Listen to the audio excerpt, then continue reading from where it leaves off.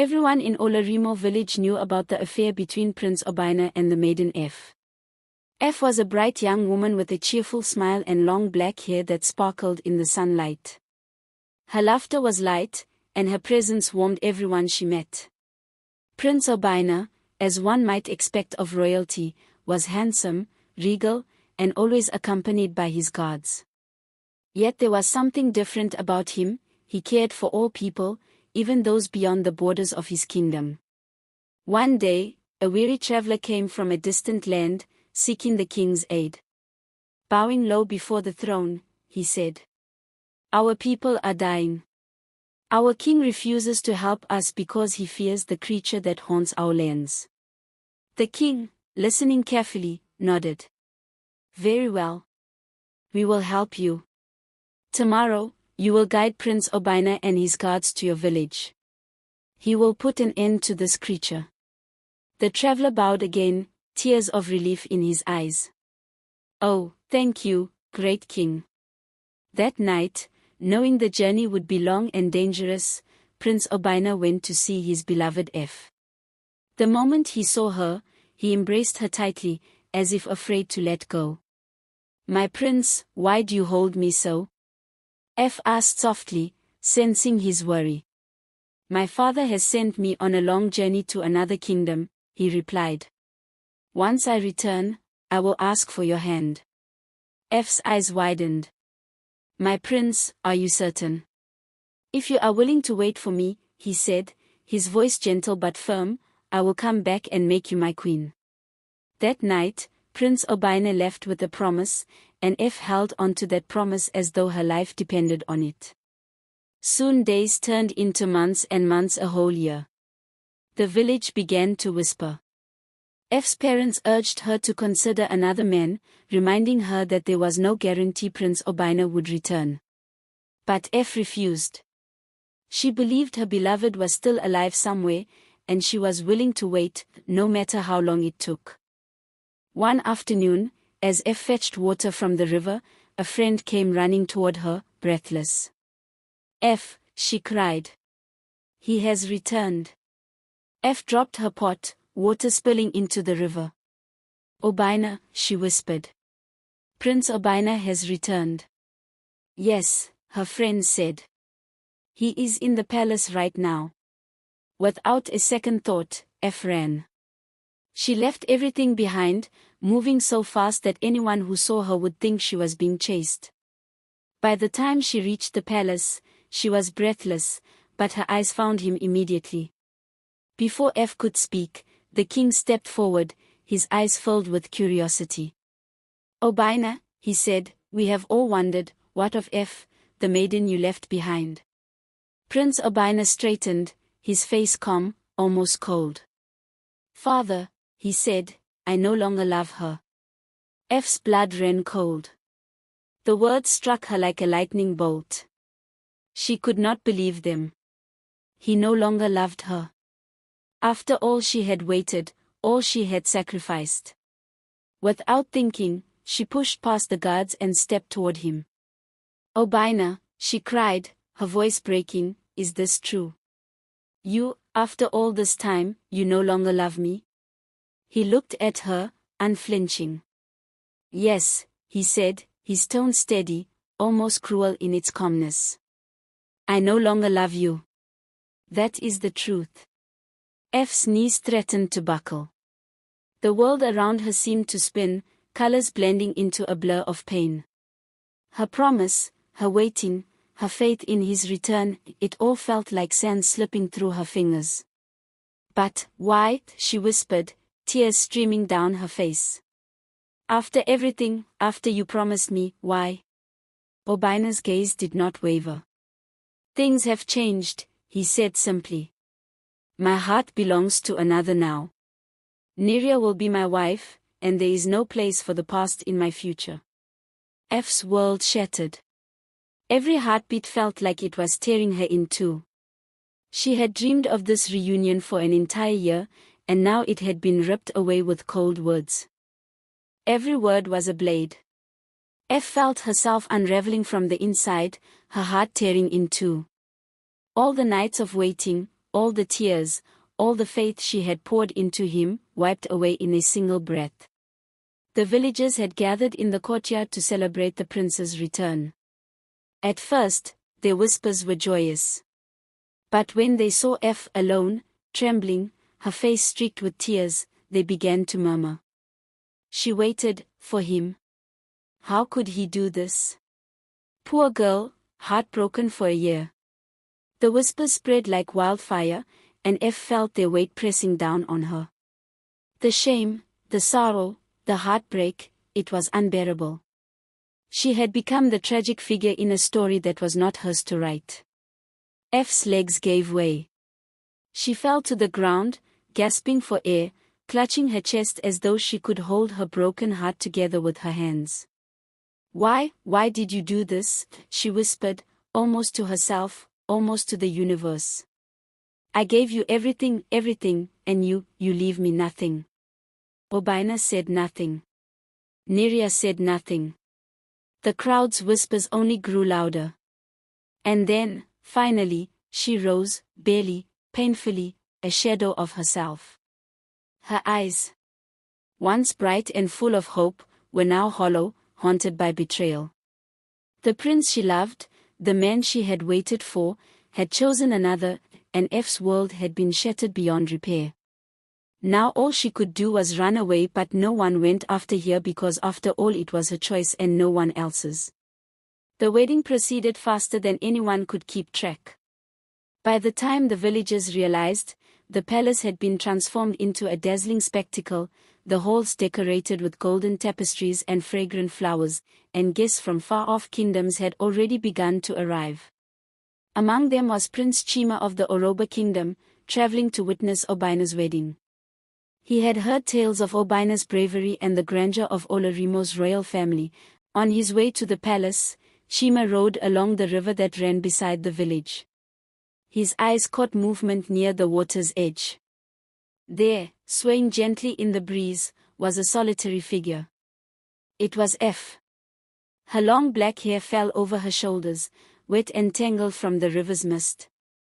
Her posture was slumped, her shoulders heavy with sorrow. She seemed almost unreal, like a figure from a story the river itself had whispered into existence. Chima slowed his horse, his curiosity and concern growing. He had never seen anyone so radiant yet so broken at the same time. F noticed him, but she did not speak. Her gaze remained fixed on the rippling waters, as if the river itself could carry her pain away. Chima dismounted carefully, approaching her. Are you all right? He asked gently, careful not to startle her. F looked up, her eyes red-rimmed, shimmering with unshed tears. For a moment, she simply stared at him, unsure whether to trust the stranger. I am fine, she whispered finally, though her voice barely carried over the gentle lap of the river. Chima shook his head, unconvinced. No one looks like this and is fine, he said softly. Tell me who has caused grief to such a beautiful maiden. F's lips trembled. She wanted to speak, but the words caught in her throat. The betrayal of Prince Obina was too fresh, too raw. Just remembering it made her chest swallow in pain. I cannot, she whispered, turning back to the river. Chima knelt beside her, a respectful distance away.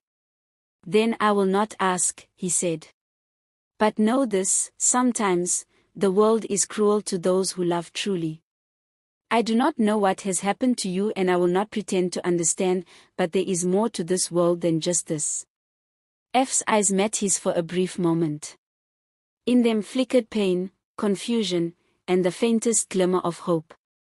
The river flowed endlessly beside them, indifferent to human suffering. Behind them, the palace bells rang, signaling that the wedding had been.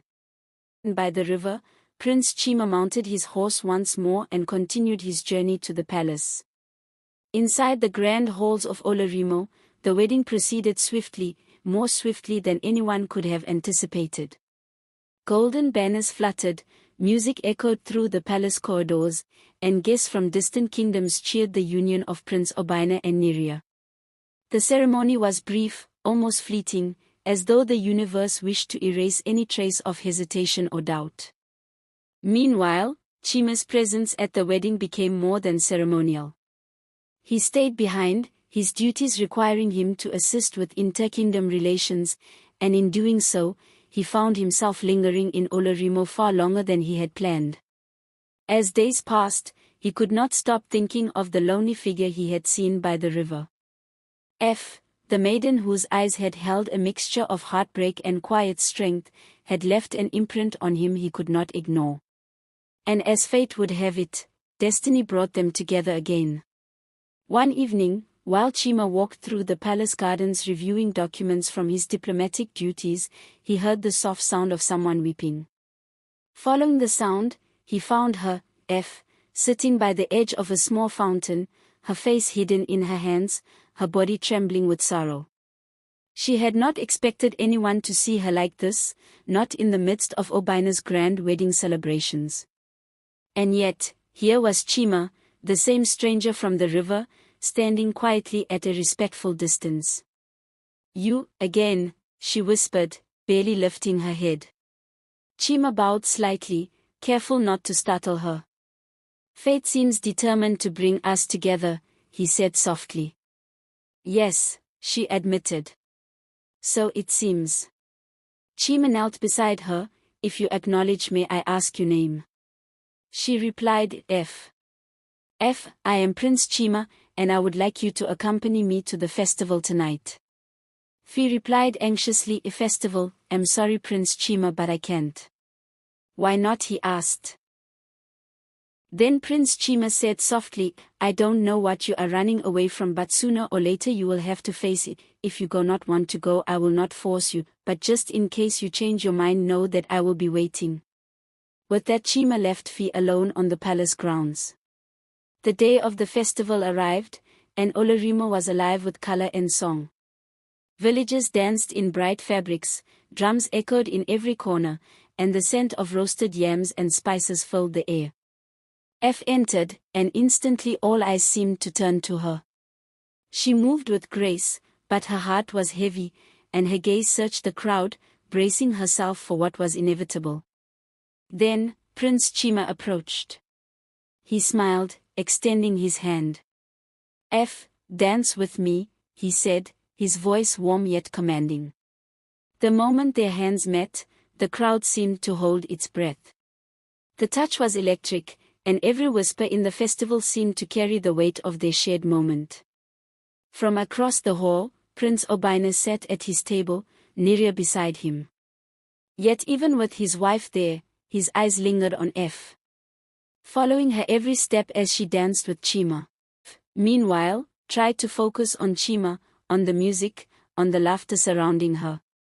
Yet her heart pounded in a chaotic rhythm, half fear, half curiosity, half the old, unresolved love for Obina. As the evening progressed, the crowd's attention shifted to a ceremonial performance at the center of the festival. Seizing a quiet moment, slipped away behind the festival grounds to catch her breath, the cool night air relief from the crowded hall.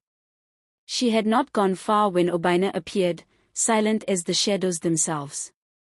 His eyes were sharp, his expression unreadable, but there was a storm beneath the calm.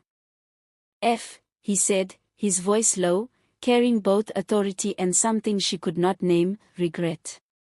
Desire. Jealousy. Froze. Her heart thumped wildly in her chest. "Prince Obina," she whispered, keeping her voice steady though her knees trembled. "I saw you," he continued, stepping closer, with Chima holding his hand. "Dancing. Laughing. What are you with him now?" Stomach sank. "It's none of your business," she said, voice breaking. "You've made your choice. I am done being part of this." Obina's eyes darkened, the emotions swirling, anger, longing, frustration. "Done?" he repeated, disbelief and something sharper in his tone. "Do you think just because you have Chima, you can erase what we shared? You are mine, whether you will it or not." F took a step back, holding her ground despite the storm raging between them. No, she said firmly. I am not yours to claim. Not anymore. Obina reached out, but she pulled her hand away, the moonlight catching the tears glistening in her eyes. F's heart raced as Obina stepped closer, as he was about to grab hold of her. A shadow moved beside her, strong and swift. It was Prince Chima. His presence was like a shield, his gaze locked on Obina with an intensity that made even the seasoned prince falter.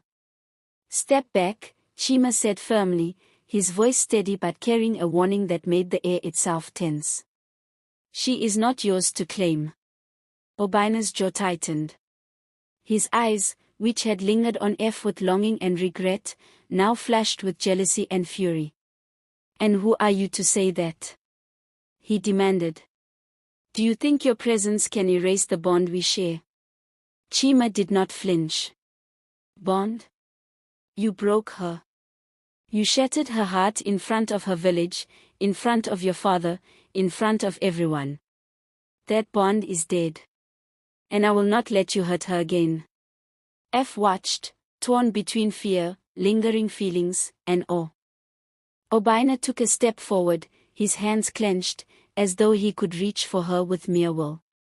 Do you think you can claim her with words? He growled. F's breath caught. She felt the weight of their rivalry, the tension between duty, love, and vengeance. The festival's music, the laughter of the villagers, even the moonlight, all of it faded into the background. There was only the three of them, caught in a storm of past betrayal and present protection. Come with me, he said softly, his tone both protective and kind. You do not have to face him alone. F looked at Chima, then at Obina. The pain from the past year surged through her, yet Chima's presence offered a lifeline, a chance to reclaim herself. Obina's chest heaved with a mix of anger and longing. You think you can shield her from me? He spat, stepping closer again. Chima tightened his grip on F's hand, stepping in front of her like a wall of steel. I do not think. I know, he said firmly. She is under my protection now. You will not touch her.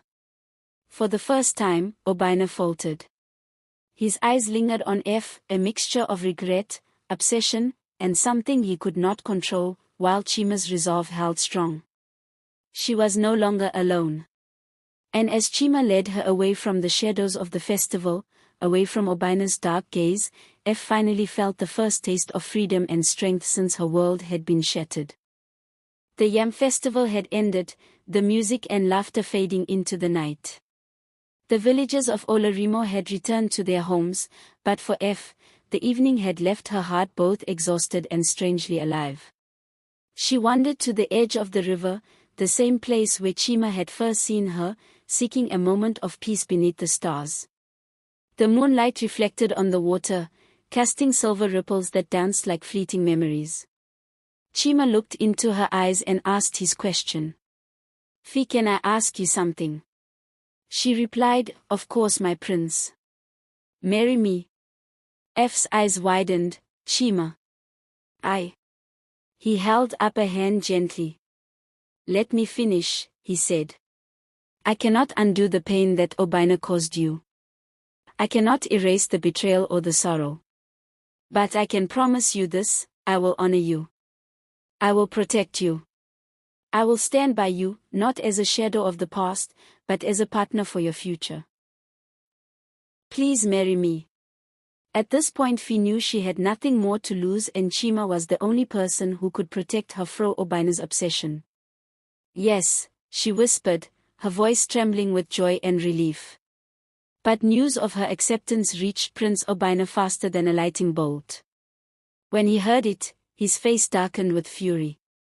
A storm seemed to pass through him, and without hesitation, he drew his sword, its steel gleaming under the midday sun. He stormed through the palace halls, his guards scrambling to follow. His voice, sharp and commanding, cut through the chatter of the courtiers. Chima. You dare take what is mine? You dare take her? Prince Chima, calm but resolute, met Obina at the palace courtyard. He did not flinch, though the tension was palpable, thick enough to choke the air. Obina, Chima said firmly, his eyes locked on the prince, I have no desire to fight, but know this, I will protect F with my life. If it comes to war, I am prepared. She is mine, by her own choice, and I will not let you take her from me. Obina's jaw tightened, rage flashing in his eyes. Mine. She belongs to me. I gave her my heart, and she belongs to the blood of Olorimo. Chima shook his head, stepping closer, his sword drawn, not in aggression, but in ready defense. Your heart does not give you ownership. She is not a prize to claim, Obina. She chose me. And if you wish to take her by force, then know this, I will meet you on any battlefield for her. The air seemed to sizzle with tension. The guards and courtiers backed away, holding their breath, watching the two princes stand opposed like forces of storm and fire. After the confrontation in the courtyard, the palace of Olorimo seemed to shift around F. Whispers followed her through the halls, courtiers murmured about the scandal, the rivalry between princes, and the maiden who had defied a prince of Olorimo to choose her own heart. Prince Chima remained steadfast at her side. Each day, he accompanied her to the palace gardens, the riverbank, and the quiet chambers where they could speak freely. He did not rush her, nor did he try to overshadow her pain. Instead, he showed her respect, patience, and unwavering loyalty, qualities that made F feel her strength returning with every moment. Preparations for their wedding began almost immediately, a grand affair to unite the Oroba and Olorimo kingdoms. F, however, found herself growing in confidence. She attended meetings with the palace advisors, learning the intricacies of Olorimo's politics, the alliances, and the responsibilities that would soon fall upon her as a future princess. Chima encouraged her every step of the way, treating her as an equal partner, not merely as the bride-to-be. A few days before the wedding, a messenger from the Oroba kingdom arrived at the palace of Olorimo. Clad in the colors of Chima's house, the guard's expression was grave. Prince Chima, he said respectfully, bowing low, urgent matters have arisen in Oroba. The king commands your immediate return. Your presence is required without delay. Chima's eyes darkened with regret, and he glanced at F. He had hoped nothing would interrupt the final days before their wedding, yet duty called once more. F's heart sank. Though she had been preparing herself for the responsibilities of a future princess, she had not anticipated another separation so close to the day they had planned to unite their lives forever. That evening, under the soft glow of the moon, Chima came to find her. The palace courtyard was quiet, the distant sounds of the city fading into the night. F, he whispered, kneeling before her, I am so sorry. Duty calls me back to Oroba, and I must obey my father's command. But know this, no distance, no delay, will change what I feel for you. You are my heart, my life, and my promise. F's hands trembled as she took his face in her palms, searching his eyes for reassurance. Chima, not again, she whispered, tears brimming. How can I endure waiting once more? He smiled gently, brushing her tears with his thumb. You endured before, I know you can do it again, he said softly. I leave tomorrow, but I swear by the stars above, and by my honor as a prince, I will return to wed you. I will not fail you, F. I give you my word. She nodded, though her chest ached. There was no argument, no pleading, she trusted him, but her heart knew the pain of absence all too well. As the first light of dawn crept over Olorimo, Chima prepared to depart. He held her close, feeling her warmth, memorizing every curve, every detail, as if storing her essence for the days ahead. Wait for me, he whispered against her hair. I will come back, and then, nothing will ever part us. F pressed her forehead to his chest, inhaling the scent of the man she had come to love. Her tears fell freely, but in her heart, a fragile hope flickered. "I will wait," she whispered, her voice trembling yet resolute. "I will wait, for you, my prince." With that, Chima mounted his horse and rode away, the sound of hoofs echoing through the palace gates, carrying with it the promise of a future yet to come. As the days went by, the day of the wedding drew nearer and nearer. Soon there was just a day left. The night before the wedding, Obina approached F. He stood beside her composed. "There is only a night left. Prince Chima is not coming back. Why don't you come back to me?" Fi turned to him. "Prince Chima will return to me, and even if he didn't, I would never go back to you." These words made Prince Obina furious. Took grab hold of her hand. "If you don't accept me, no man in this village would dare touch the prince's woman, so if I can't have you, no one will." Fi then landed a slap on Obina's face. "Leave," she said. Suddenly Obina now realized that the woman who waited for him was not the same woman standing before him now, so he left without saying another word. The day of the wedding had finally arrived. The palace of Olarimo was alive with color, music, and the scent of fragrant flowers. Courtiers, villagers, and guests from distant kingdoms gathered, eagerly anticipating the union of F and Prince Chima. F stood in her bridal attire, radiant and composed, her heart pounding beneath the layers of silk and jewels. She had dreamed of this day for so long, a lifetime of waiting, hope, and faith distilled into this single moment. But as the minutes stretched into hours, whispers began to circulate among the guests. Doubts, questions, and fears crept into her mind like shadows. Has something happened on the road? Will Prince Chima not come back at all? Perhaps this union will never be. F's hands trembled, her fingers tightening around the edge of her gown.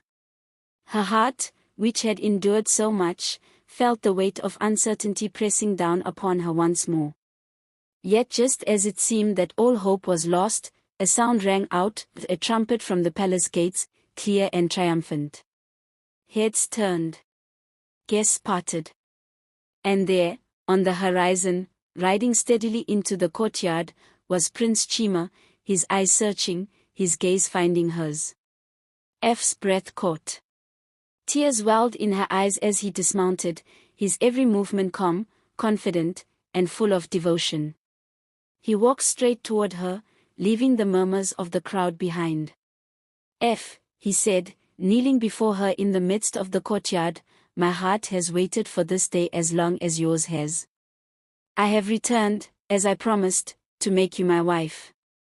Overwhelmed with emotion, F fell to her knees briefly, then rose as he offered his hand. Their eyes met, full of shared longing, faith, and relief. In that instant, every moment of waiting, every tear shed, every pang of doubt was vindicated. The officiant pronounced them husband and wife. As Chima slipped the ring onto her finger, a cheer erupted from the gathered guests. Music soared, drums thundered, and the palace of Olarimo was filled with joy unlike anything they had ever seen. F looked around, then back at her husband, her heart overflowing with joy. For the first time in what felt like an eternity, she was free from sorrow, free from the shadow of the past, and embraced fully by the love she had waited for. And so, after a year of longing, betrayal, and trials that had tested her faith and courage, F's waiting had finally ended. The sun set over Olarimo that day, casting golden light over the palace, the river, and the joyous faces of all who witnessed the union. And in that light, the story of F and Chima was etched forever in the hearts of the people, a tale of patience, resilience, and the triumph of true love.